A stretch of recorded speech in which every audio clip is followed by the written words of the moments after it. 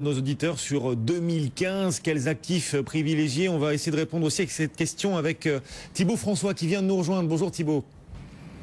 Vous êtes cofondateur et associé de Fastea Capital. D'abord Thibaut, votre sentiment sur les actions, sur les marchés pour 2015? Vous faites partie des optimistes, vous faites partie de ceux qui pensent que le cycle haussier va se poursuivre ou au contraire, vous vous dites que 2015 sera l'année du tournant, du virage des marchés vers une tendance plus baissière?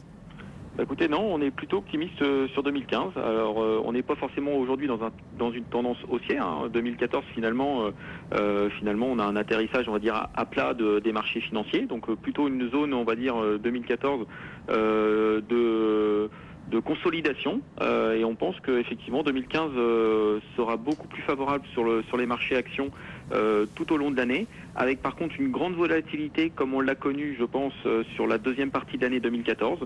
Effectivement, les marchés se cherchent, les investisseurs aussi.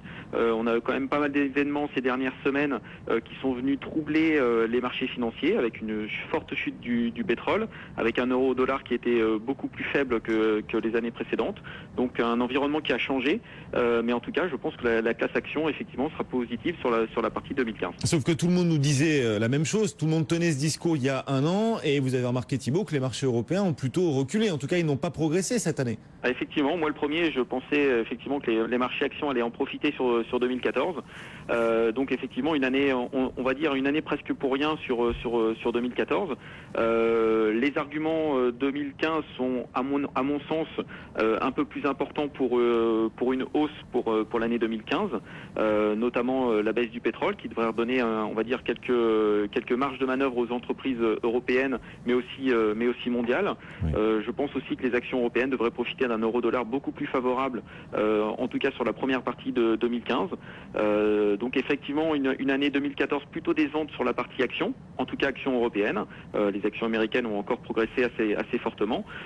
Finalement, les actions européennes donc flat, mais avec un dividende quand même assez intéressant, entre 2,5 et 3% sur l'année 2015, sur l'année 2014, qui est, on va dire paradoxalement, plus important que la performance des fonds en euros, notamment sur les contrats d'assurance vie. Oui, donc même si le CAC facialement n'a pas progressé, la performance dividende réinvesti en effet reste plus importante. Justement, cette thématique du rendement, il va falloir continuer d'appuyer dessus en 2015. Ce sera la thématique à privilégier encore pour ceux qui souhaitent investir en bourse, Thibaut? Oui, effectivement, je pense que ça fait partie des thématiques importantes. Alors au-delà du rendement, c'est surtout le retour aux actionnaires. Donc ça peut se faire par dividende, ça peut se faire aussi par rachat d'actions. D'un point de vue fiscal, il y a certaines entreprises qui préfèrent le rachat d'actions au dividende, mais effectivement c'est un thème qui nous semble important. Aujourd'hui, on a des entreprises qui ont des programmes de rachat d'actions qui sont extrêmement importants. Je pense à Alstom et à Vivendi par exemple dans le CAC 40. Alstom a annoncé ce vendredi un rachat entre 3,5 et 4 milliards d'actions sur la première partie de l'année 2015. Donc ce sont des événements qui sont assez importants. Vivendi aussi devrait trancher entre un dividende exceptionnel et aussi un rachat d'actions assez important sur l'année 2015. Donc tout ça, ça fait partie des entreprises qui nous semblent intéressantes à jouer sur l'année 2015. Et bien sûr, on pense aussi à des entreprises qui ont des rendements qui sont pérennes. Il faut surtout jouer les rendements pérennes et non les rendements one shot. On pense à des entreprises comme Colas aujourd'hui qui nous offrent des rendements tout à fait intéressants. On pense aussi à des entreprises comme Saint-Gobain qui offrent des rendements assez intéressants avec un biais un peu plus cyclique qui nous semble intéressant pour 2015. Alors c'est intéressant, vous parlez de beaucoup de valeurs, des valeurs sur lesquelles vous misez pour le rendement en 2015, sauf que quand on privilégie la thématique du rendement, c'est souvent qu'on n'a pas beaucoup d'autres idées. Thibaut, on imagine que vous en avez, vous quand même chez Fastea, d'autres idées que le rendement, d'autres paris peut-être même pour les marchés l'an prochain, d'autant que vous êtes haussier plutôt optimiste. Est-ce qu'on peut par exemple miser sur des valeurs de croissance, des valeurs cycliques pour l'an prochain, ou il est encore un petit peu trop tôt? Écoutez, en fait, c'est plus un problème de risque. C'est-à-dire qu'aujourd'hui, on trouve que les valeurs au rendement sont très attractives. Elles ont en plus pas mal de cash la plupart du temps. Et en fait, on s'aperçoit que par rapport au cyclique, elles offrent un meilleur taux rentabilité-risque. On s'est aperçu que cette année, effectivement, 2014 est plutôt décevante. Les marchés sont plutôt flat sur l'année 2014. Et en tête du palmarès, aujourd'hui, c'est Orange qui a fait plus de 50% de plus-value sur 2014. Orange, c'est typiquement la valeur de rendement, c'est typiquement la valeur value. On n'a pas de croissance sur Orange, on n'en aura pas encore sur 2015, et pourtant ça fait partie des belles opportunités sur l'année 2014. On pense que ça sera un petit peu pareil sur 2015.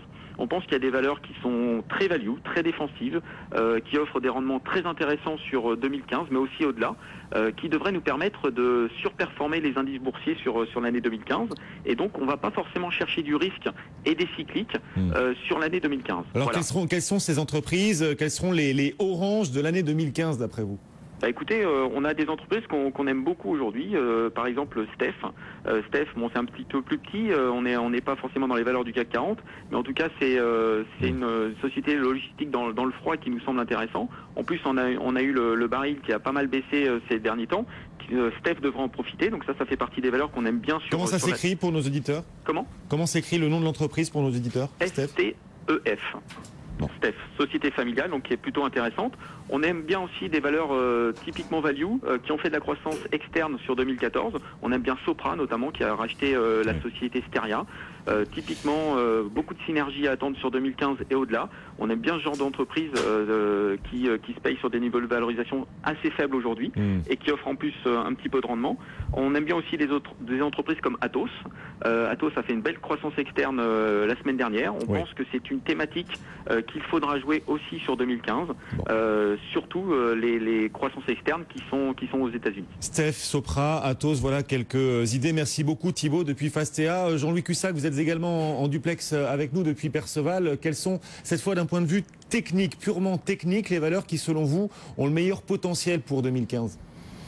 Tout évolue tellement très vite que techniquement c'est difficile d'être pur technique. On va dire qu'il faut en règle générale trouver des valeurs qui, dans l'histoire récente, n'ont pas trop été volatiles, n'ont pas trop retracé, ont eu des comportements, des courbes les plus régulières possibles. Donc c'est pas facile, bien évidemment. On peut penser à des valeurs comme Ingenico, où là il y a vraiment un consensus aussi favorable. On peut penser à Sanofi, qui a été un peu décevante, mais bon, on peut se dire que sur le long terme, ça peut monter. Pernod Ricard, voilà, la boisson, de toute façon, elle sera toujours nécessaire. Donc, ce sont des valeurs sur lesquelles on peut parier sur le long terme. Il y a peut-être, à cause de ce manque de visibilité, à cause de ces menaces, on peut peut-être travailler en essayant de sélectionner un panier de valeurs, 4, 5, 6 valeurs, et vendre en face de ce panier l'indice CAC 40, ce qui permet, si vous voulez, de caper le risque au maximum et de tenter de gagner la différence de la surperformance des valeurs qu'on aura choisies par rapport au marché. Ah voilà, une idée, une recette pour les investisseurs actifs quand même. Merci beaucoup Jean-Louis Cussac. Depuis Perceval, le stratège du fonds Idéal Premium. Le CAC 40, vous en parliez Jean-Louis, il progresse toujours d'un peu plus d'1% en ce moment. Porté par les valeurs liées au pétrole.